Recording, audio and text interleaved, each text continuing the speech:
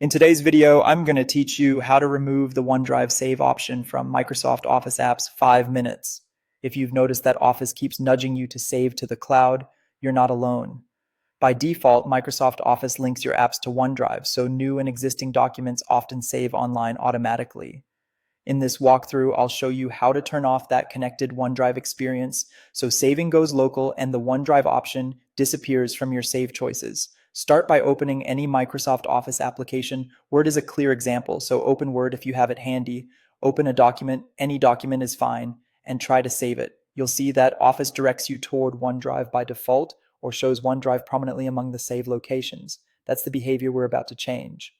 Next, head into the app's settings, click the File tab, then choose Options at the bottom of the left panel. In the Options window, look for Privacy Settings. Depending on your version of Office, you may see it as Account Privacy or a similar label, but you're looking for the privacy controls that manage connected experiences.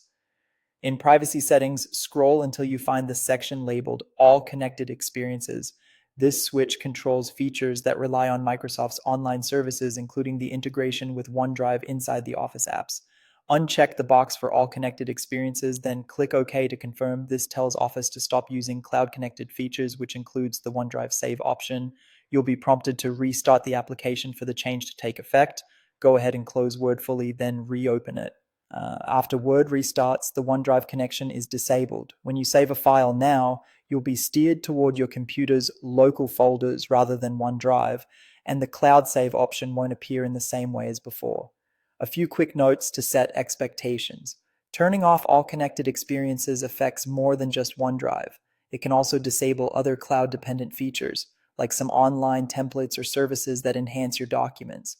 If you need those later, you can come back to the same privacy settings and re-enable the checkbox with a single click.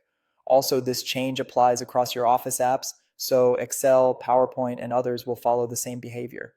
That's it. You've removed the OneDrive Save option from Microsoft Office.